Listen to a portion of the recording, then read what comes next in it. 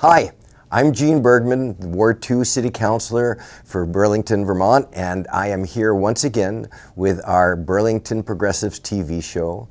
And I am joined by two fine people here, Helen Thurston and Evan Ellenberger, both from UVM-MC, and they're both nurses, and they're in contract negotiations. And we have had unions on in the past here. The support the support staff for the medical center was here during their contract negotiation thing. So I want to do that. I actually do want to stop to say that if this is live, then on Saturday, the people of the Old North End are going to be able to bring your junk to either the Sustainability Academy on North Street or the Integrated Arts Academy on Spring Street, where we have got dumpsters and you can dump them for free. We're going to be taking metal recycling. This is an Old North End clean up and clean out day, and I hope that people can do that. You can bring your tires to the Sustainability Academy. It's going to be, I think, a really good thing for people. So I just wanted to mention that while I might have an audience. But we're back to you guys. And I just want to get to know you a little bit, who you are and sort of what you do at the medical center. So, Helen, tell us about where you work, and we'll start there and go on. All right. So I'm Helen. I am a nurse in the medical ICU. And I've been at UVM for just about 3 years. It'll be 3 years this summer. I had gone to UVM for nursing school, and I graduated into the pandemic. I was class of 2020. Oh, lucky you. It was a blast. Great time to start nursing. Yeah, I bet. Really? Into the ICU. And were you in the ICU at that time? Or no, I wasn't. At that point, UVM wasn't hiring any new grads, so I left for a year, and then... Where did you go? I went to DC and worked on a cardiac surgery unit there. And then I came back essentially a year to the day because I missed UVM and I wanted to come back. And I've been here since. Wow. And in the ICU? Yes. That sounds intensive. It is intensive. It's almost like that's the name of it. Yeah. But it's fun. I get to focus on two people at a time rather than trying to spread myself too thin with like 4 or 5 patients. Right. And I get to know them, and it's fun to kind of puzzle piece all the different systems of your body together and try to figure out what's going on with them. And this is not the emergency room? Correct. Right? This is... Yep. So we have 2 ICUs at UVM. We have the emergency room, obviously, and then we have a surgical trauma ICU that also houses our pediatric ICU, and then we have the medical ICU. So anything that's not a surgery or a car crash or a burn comes to us. Okay. And Evan. Yeah. Tell us about you up there at the medical center. I've been at the medical center originally since 2010. I started as a phlebotomist. Worked And there for folks who don't know what that is, what is that? It's a technician who draws blood for the lab. Okay. I did that for about 5 years there while doing prerequisites for nursing school, and I went to nursing school out of state in Philadelphia at an accelerated program and came back in 2016 to become a nurse at UVM because I knew UVM and I knew I liked UVM. Okay. Well, that's great. We had a phlebotomist in here talking about their union struggle, but they're relatively recently organized. You didn't have a union. I was not unionized when I was a phlebotomist there, though they certainly have needed it for some time. I remember being in like constant worry for my job because people would get fired for seemingly no reason back in the day. They had a very strict system of absences and many different punitive rules that seem to be a little bit more protected now. So it sounds like a good thing for them overall. Excellent, excellent. And you guys are members of the union now. You didn't have to organize it right now, and you weren't here during the last contract negotiations. Is that, or were you? Yeah. You were here. I was here. Our last contract negotiation was actually 2 years ago, so I Okay. was here for it. Okay. They had postponed it for a year because of COVID. Right. Okay. I'm thinking back to 2018. 18, I wasn't here for that one. So, I was here for that one. okay. Yep. So as a nurse. Yeah, I had been a nurse here for about 2 years at that time, working on a med-surg floor. It was an orthopedic and urology floor at the time. Okay.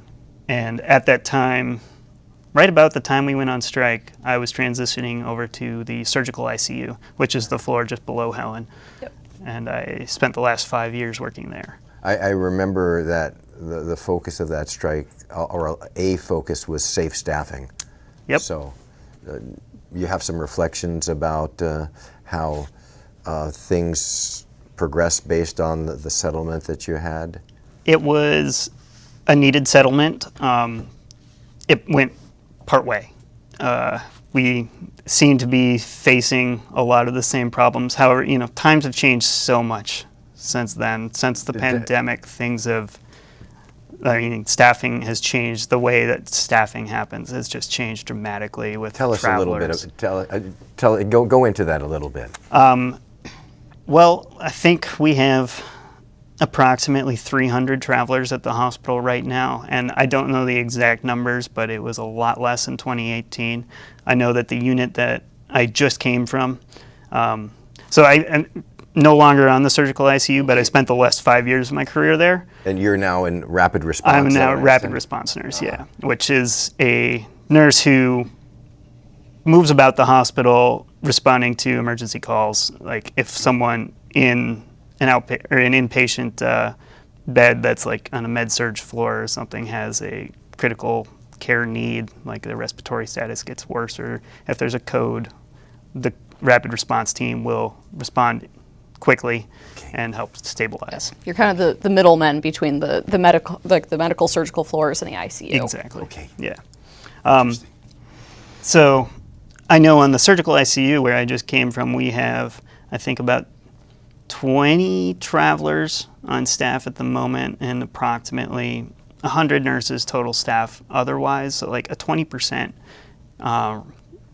traveler to staff ratio, which is a lot. The problem, it seems like that would be okay, but a lot of them are concentrated onto a shift, like night shift, because it's less requested. Okay, The yep. staff So in harder general to try staff. not to I be. worked actually in the print industry and worked at night Yeah. for Yeah. a long time. I was very happy They to get have graduated. Yeah, you know the struggle. Yeah. It's, Yeah. there's great things about night shift. The vibes are good, and you enjoy each other's company, and things feel, it's a different thing. There's no doubt. I don't know that Yeah. I ever thought that working nights. I had a 7 to 7 shift, and that was a killer. And then even a 7 to 3. Yeah. Yep.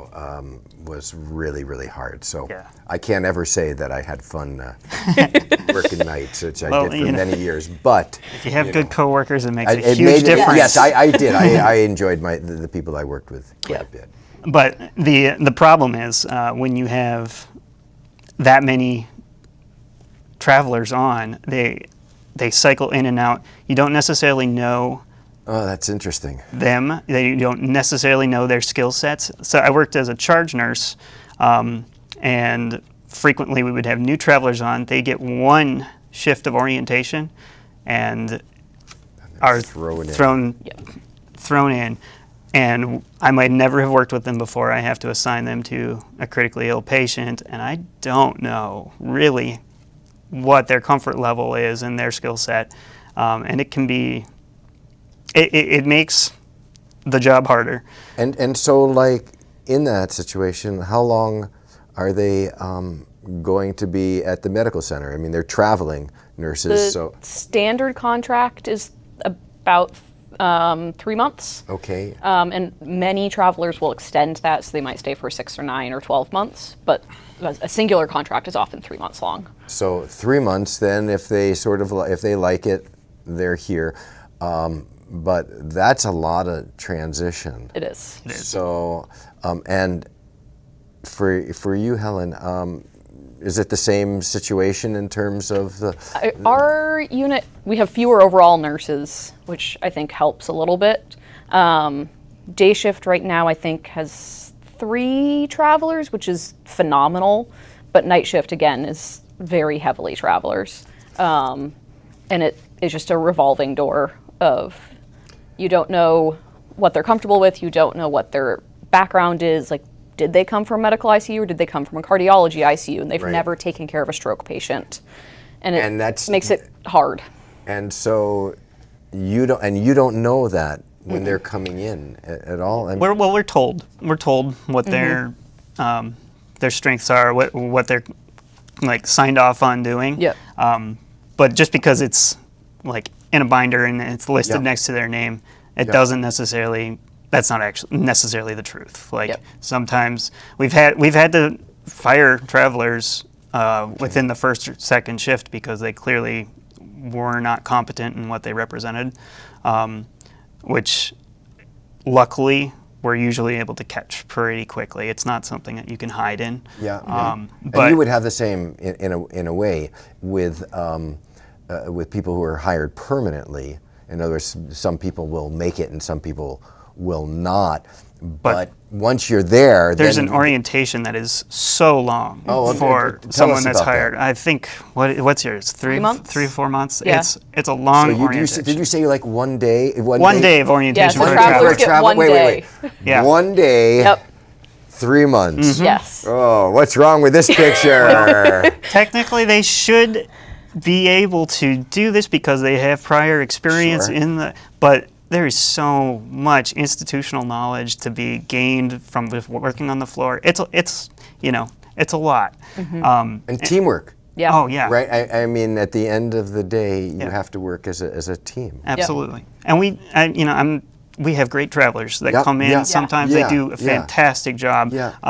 And that's what they've been trained to do, is to be able to step in immediately. But since the pandemic, we've had such an increase in the number of travelers that obviously some will slip through the cracks and not be necessarily to that level. And so this is an issue with in relationship to safe staffing. Absolutely. Absolutely. Yeah. So I think that I and other people who are not so knowledgeable or not knowledgeable at all, would benefit from hearing about the work you do in the daily work as it relates to the issues that you're bargaining around. Be that time off, or be that pay, the safe staffing. I'm looking, retention goes into the safe staffing. So that's sort of where I think it's really important for people to know, because at the end of the day, you're negotiating with the medical center, and there is an impact that the community has in terms of that. It's always my belief that when a community gets behind a party, that has a real tangible benefit. I know that I worked for the Burlington Free Press, and we unionized, and we had a lot of community support, but we were not able to get a contract, not even a first one. But having a community that supported us was really helpful in that. So part of it is getting folks to understand what it is that you do, and what it is that you want, and why that you want. So part of the retention problem is we have. So the surgical ICU is a great place to work, and we have a ton of older nurses who have decades of experience, who are not leaving anytime soon. Some of them are retiring, but the problem is we are losing the nurses in that 2 to 5 year experience level, because they're going off either to travel, they're going off to places with a cost of living that's lower, where the pay is better, where they can afford houses. And we're losing this backbone of younger but experienced nurses who don't really have roots in the community yet and have the ability to find some place that's easier to live. Yep. They end up, and these are the types of nurses that we really need on the floor to help train the new ones coming in. I mean, we've got fantastic older nurses, mostly congregated on day shift, because that's where the seniority wants to go. And exactly. Night shift is bad for you. There's no doubt. It's really hard. You have to be a special person. Yeah. But you have these younger nurses who then we're trying to hire young nurses that come in, but that backbone of experienced peers just isn't there to help train them. And I know when I was training, I would learn a ton from the older nurses, but the ones who were just a few years away from me remember what it was like to be where I was, and would give me almost better advice in some regards. So just missing that whole generation of nurses is a serious problem. And we have a ton of this demographic of nurses coming through all the time as travelers. Who don't have roots and are looking for some place to put down roots. So your experience with these folks is that they actually would like to land at an institution, a hospital, where they could stay. They don't have to be traveling. Yes. Absolutely. Many travelers have told us that they would love to stay at UVM. They love the community, they love the area, they love the hospital, but they simply can't afford to stay here. That you can't afford housing, you can't afford cost of living with our current wages, and that as much as they want to, they can't give up the paycheck that they're getting and being able to afford housing and being able to afford time off.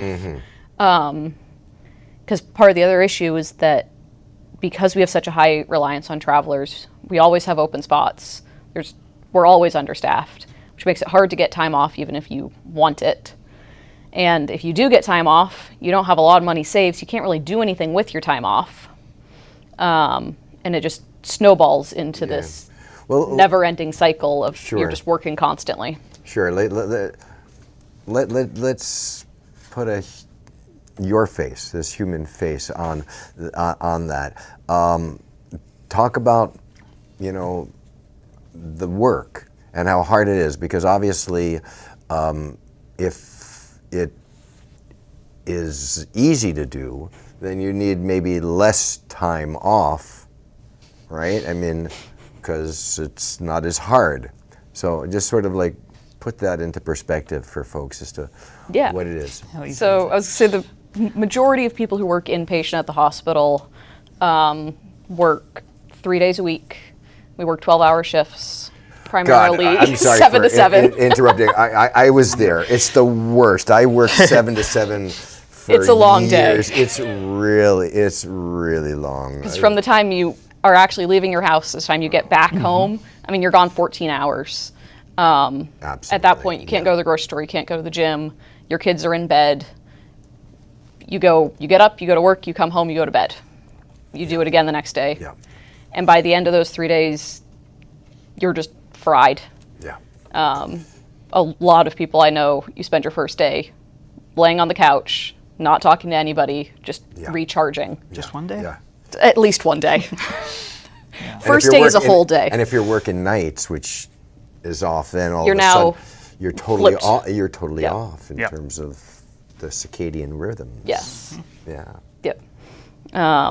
And so everybody has different schedules, but for example, I work 3 days on, 1 day off, 3 days on, and then I get 7 days off. Okay. So I work almost week on, week off. And that week off, I am exhausted by the time I'm done with my stretch, but I wouldn't give up that week off for anything, because I need that week off to be able to come back and have like the emotional and physical stress gone that I can take care of my patients again.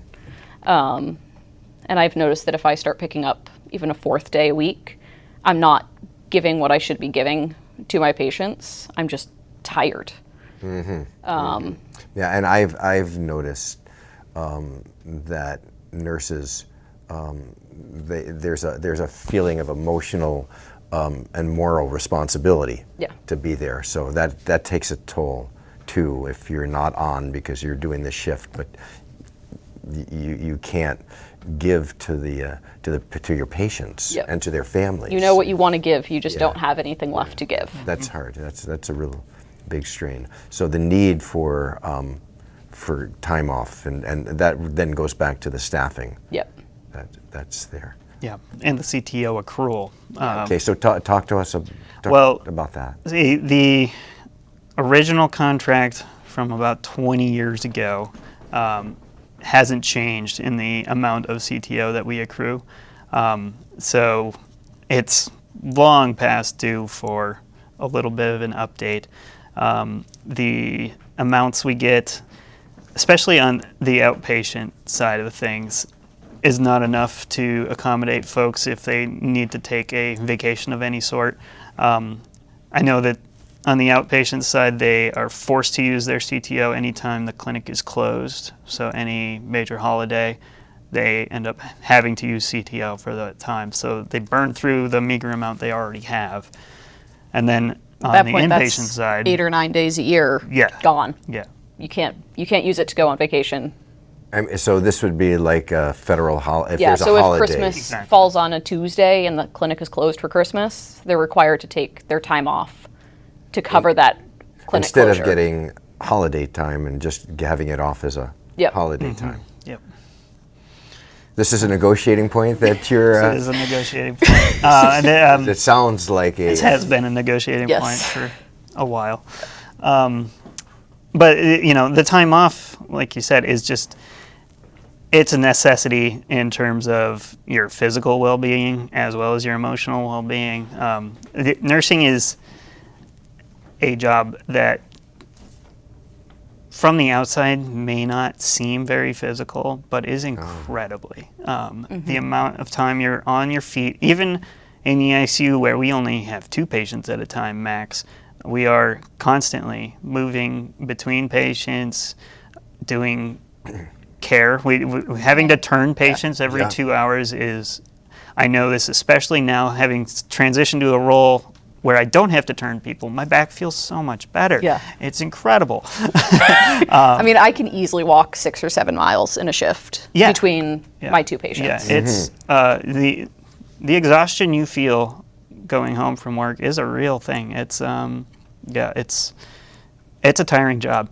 I mean, and then that doesn't even account for the emotional toll that it can take on you. We both worked ICU, and that unfortunately has its share of death, and especially in the times when it's unexpected and with younger folks. I work in the pediatric ICU, or I used to work in the pediatric ICU as well. It can be really hard for you to emotionally come draining. back the next day so, after something like that. So even with the cost of living and just trying to have you're in a skilled job, very skilled, and then you're in a job that you've got to care for people who are not in the best place, and that's hard in many, many ways. So you've got that stuff, but then you've got this overlay in terms of the tolls that you've got.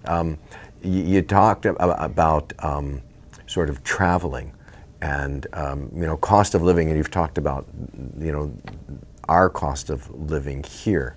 So where do you live? I mean, because travel is I live in Winooski. I managed to get into a building that was still under construction, and it is the only reason I can afford to live there.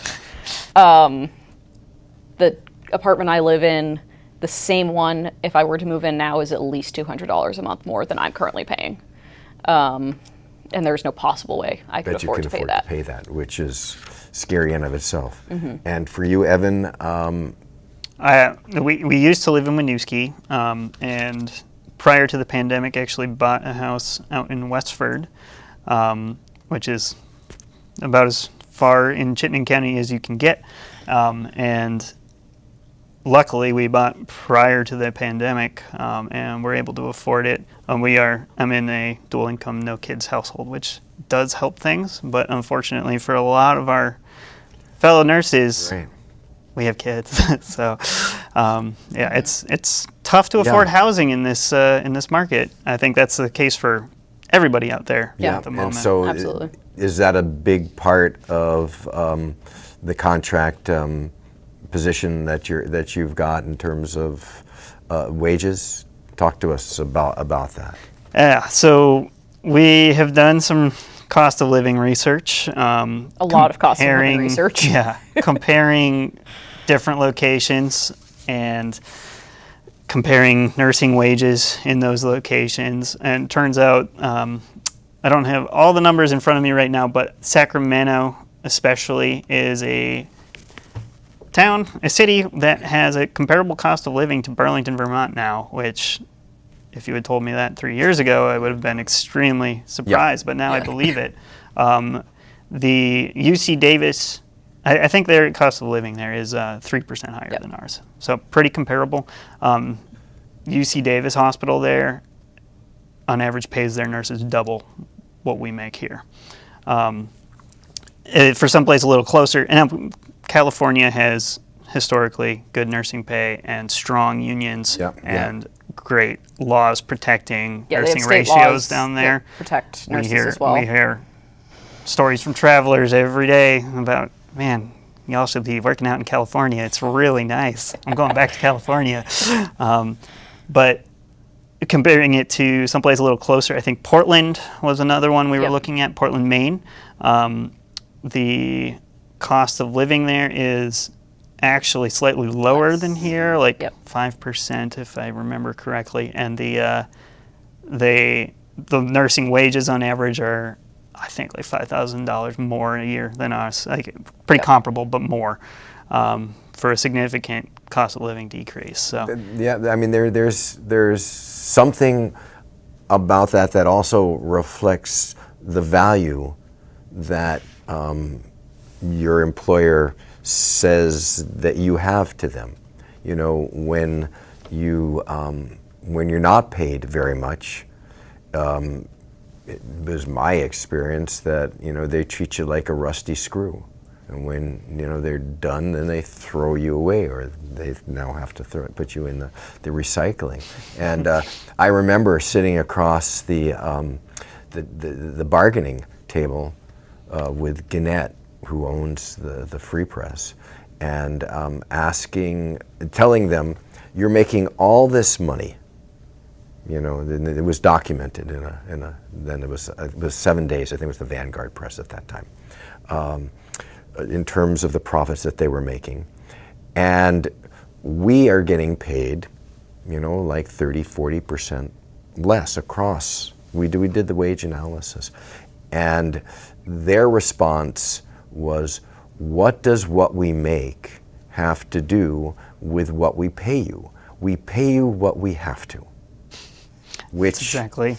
I mean, on the quiet part out loud there, but that's absolutely correct. Yes. They will pay us what they have to. Only what they have to. Only what they have to. I mean, which, in my mind, is this other. So you've got again, speaking for myself, you're caring for people who are deathly ill, maybe babies, maybe older folks, and everybody in between. You're doing physically hard work. You're doing it in shifts that are long and are off with a circadian rhythms. Sometimes you have to live to afford in Westford, right? When there's no good way to get there. Route 15 is, I have friends in Westford, and you just can't you can get there from here, but it ain't easy. You got all that. And to have a management pay you what is, in a way is just insulting.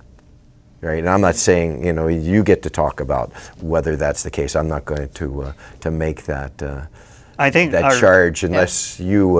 It's accurate. I think the biggest thing that I want is not necessarily. What I want is to recruit nurses to be around me to grow the culture. I don't want to be losing nurses to other hospitals that have it better because I like working here. I like living here. I don't want to leave. But losing nurses, especially those nurses that you've trained to go traveling, it hurts the culture. And like I said, we've got some great travelers. I've got travelers who will be lifelong friends, but they're not the same as growing a culture on a unit. And without that, I mean, that's the reason travelers like working here, is that we have grown this culture over decades. Yeah. The culture of the unit you work on has a huge impact on your happiness at work, your excitement to come into work, your willingness to come in, your willingness to help out people if they say, hey, can you cover 4 hours so I can go to my kid's piano recital? Sure, because I know that you'll cover it for me. And without that culture, you don't have that. At that point, it's every frog for himself. You got to just do your work and hope for the best. Yeah, been there. And I suspect that there is sort of a sweet spot between traveling nurses and the number of traveling nurses and the number of full-time regular. I think ideally we wouldn't necessarily need any travelers, to be honest. Because if we were fully staffed, then we would still have enough nurses to be able to pick up shifts. We have per diems. We have a float pool that is able to cover when people call out. There are ways of doing this without travelers. Maybe not realistic ways in this economy and this system that is the way it's designed, but it's possible. And it would be... Theoretically, it would be possible. But right now, what you're offered to work at UVM isn't enticing enough to recruit people to come here. So at the end of the day, although we talk about safe staffing and we talk about travel, it is related to what they're offering in terms of a compensation package. That's basically everything comes back to compensation, whether that's wages or retirement benefits or time off accrual. It all comes back to economics and money. Because if you can't afford to live, you can't afford to live. And there's no way around that. And I don't have any figures right in front of me, but my recollection is in past union negotiations, their executives are not lacking from compensation. The Green Mountain Care Board's data, I don't know exactly from when, said that the ratio of administrative and general salaries to clinical salaries is 24%. So 24% of the salary of their operating budget for salaries is going to administration, and then 75% would be going to clinical, which is I think about 8,000 people. And that's off in terms of... They're ranked 71st in hospital percentage rank. Again, this is according to the Green Mountain Care Board. And then there's another data point from the Loan Institute Hospitals Index, which you can Google, but it's a kind of a social responsibility metric. But UVM Medical Center is nationally, by their ranking, ranked 3,520th out of 3,923rd and given a D score in pay equity. And in the state, 13th out of 13. 13th out of 13. Okay. Yeah. We got a D for pay equity. Yes. And we are last in the state, 13 and 13. in the state of In Vermont. state In of the state of Vermont, Vermont, the UVM-MC Yeah. Yes. is Pay equity. is last in pay equity. It's Yes. according to the Lone Hospital Index. Well, Lone Institute Hospitals Index. well, I mean, Yep. again, it sort of goes back to, I mean, priorities. Yeah. And, I mean, you have, I mean, clearly you are negotiating with them around nurses. And their priorities. I'm just, I'm trying to wrap my head. It's frustrating. It's frustrating because they tout equity. They, at the beginning of bargaining, told us that we're all here for the same thing, where we want a good contract helps us all. Yeah. Which is true. A good contract does help us all. But they haven't seemed to really be sticking to shooting for a good contract as of yet. Well, I guess that a good contract is in the eyes of the beholder. It's sort of like it's sort of like we pay you what we have to, and only. I'm sure they think they have a great contract. I mean, they continue if they're. You went on strike in 2018, made some progress. You're still getting a D, and you're last in equity. It seems to me, and the reason that we're having you on, that we had other unions on, or representatives, people who are working for unions on, is because we've got an amazing culture here. In part, the reason that people want to work here is because, I think that Vermonters, and we got a lot of issues, but we're not perfect, but we're really decent folks, right? And good to work with, and care about the work, Yeah. and want to do good work, and put the time and the effort into it.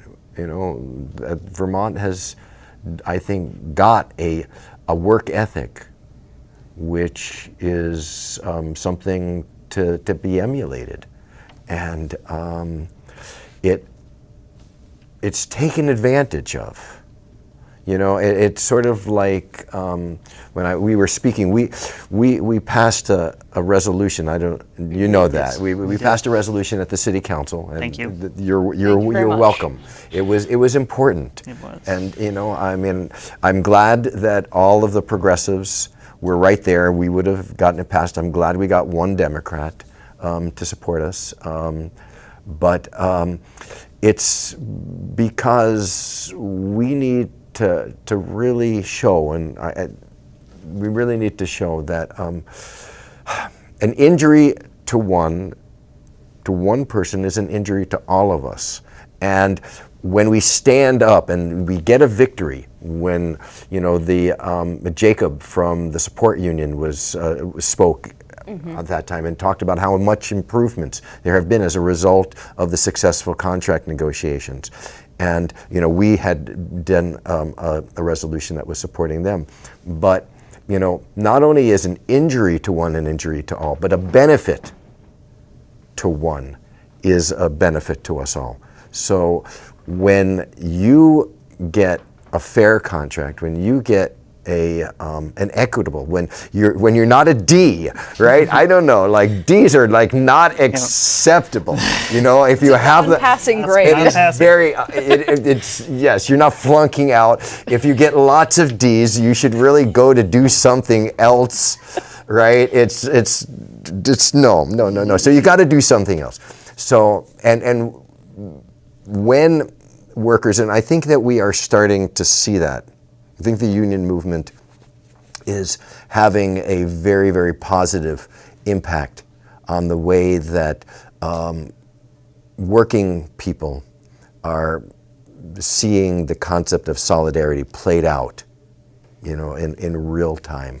So, I mean, it's very important to me, as you've heard my stories here, and I don't like it.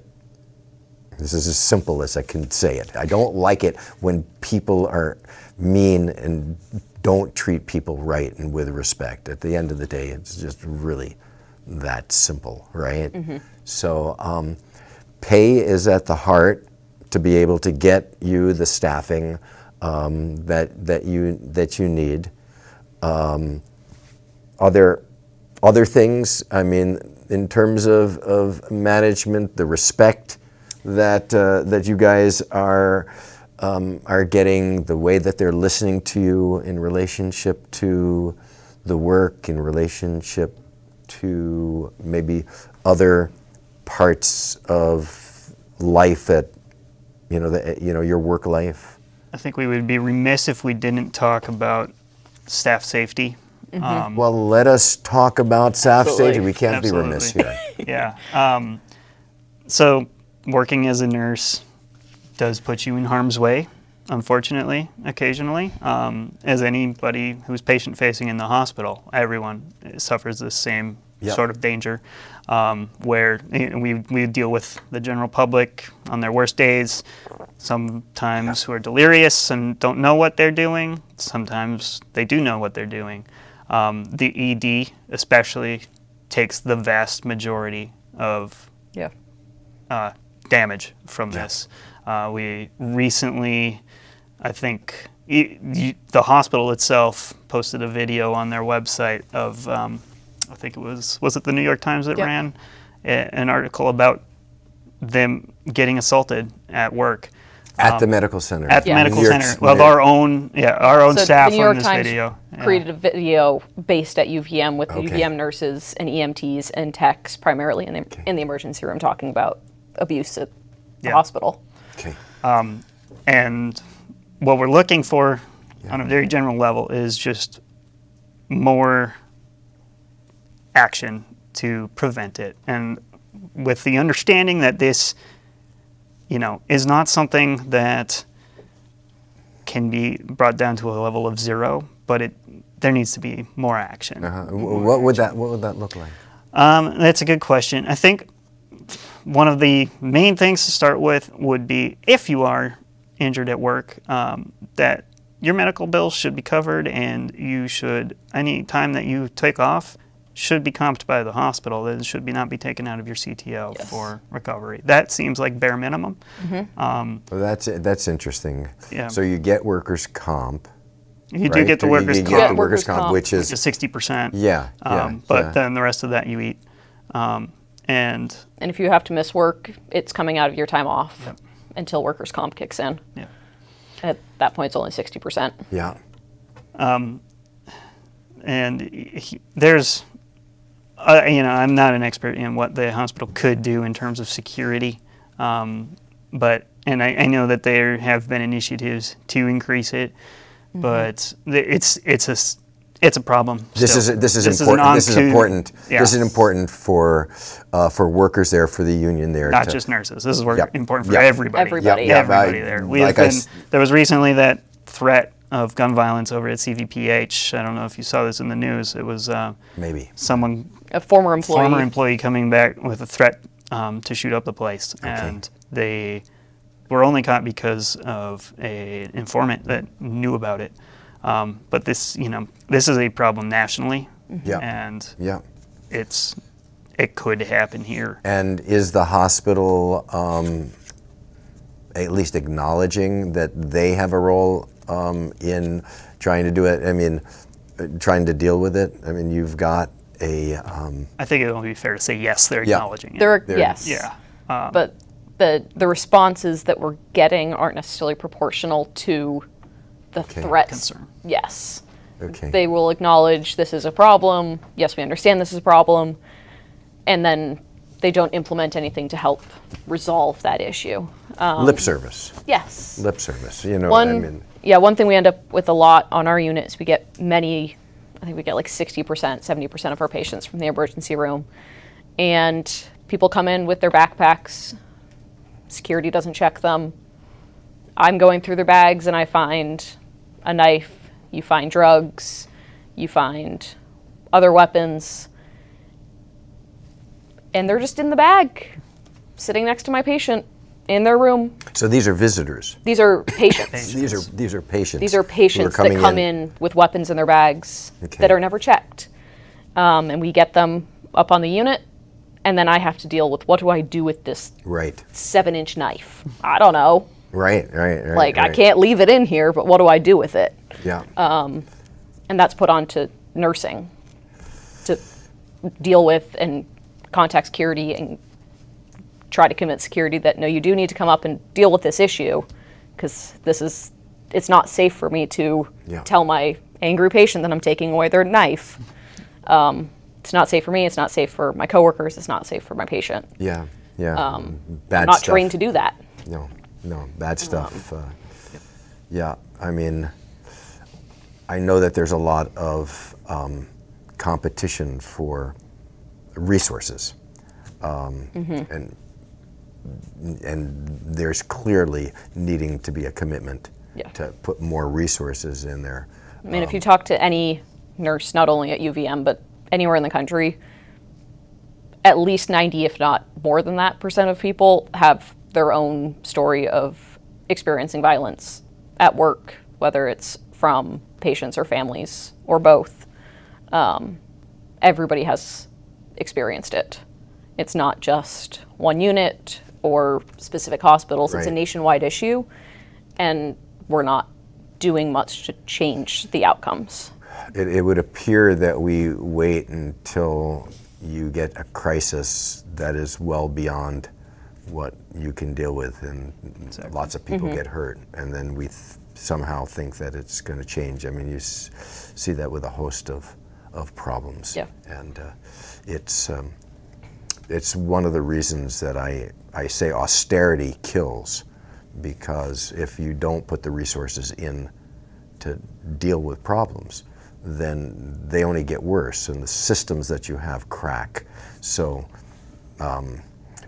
sitting where I do at the city council, and having been in government, I was a city attorney for 20 years, so we're a small, entity, the city of Burlington, but I've gotten to see how things work. You need commitments from the top, right?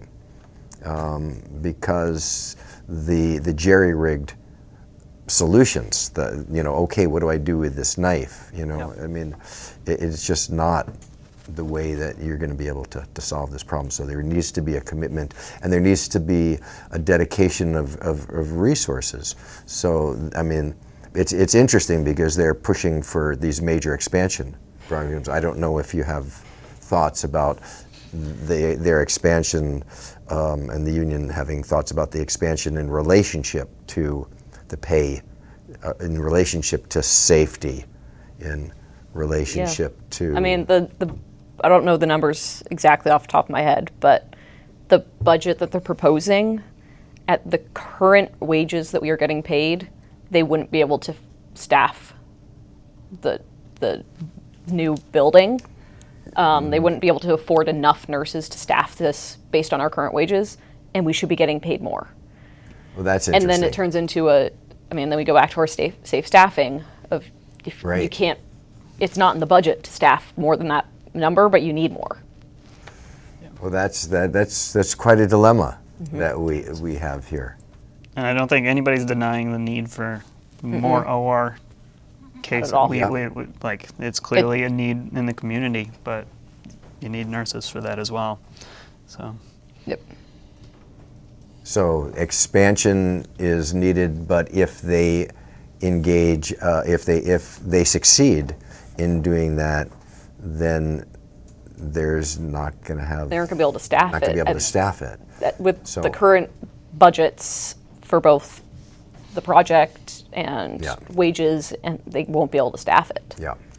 It speaks to a crisis in healthcare, generally speaking, and the funding of healthcare, and it speaks actually to, just in my mind, the way that we concentrate wealth in the hands of a few and then let them go build companies that go to space and accumulate trillions of dollars, and the rest of the system suffers. Thank you, Elon Musk. Absolutely. So, it's on a smaller scale, the travel companies just suck in extra profit. They send in these nurses to get paid a lot more than us, but a lot of the extra money just gets siphoned off into these travel companies. Oh, that's fascinating. So, See, that's good that we have a long time so even you can more, tell us this. it's gone. You know, they're not providing any patient care. The nurses are, but the people above them, those companies that are organizing this, it's just into the ether. Yeah. So even if the travel travel nurse is getting paid twice what we are, the travel company is getting paid more than that. Yeah. Oh, that's interesting. So you got executive pay, you got travel companies that are travel nurse companies. What are there any other insurance? The insurance companies that are. There's so much of it. Like know, for the amount that healthcare costs this country, it's a lot of it doesn't end up in the hands of the providers, the doctors and the nurses and the techs and whoever else has actually been at the bedside. Most of it ends up someplace else. And floating around the ether somewhere. Yeah, well, going into people's pockets. Right. So, I mean, you have the medical center can look at their own compensation structure, including the top pay. It's fascinating because they use the line, we pay you what we have to, in the mirror image of it is we have to pay our executives $1 gazillion because we won't be able to get them recruit them. We have to recruit them and retain them. And yes, and it's only one after all. So so it's used against you on one hand, and it's used for and they those that their are controlling it on the other side. Yeah.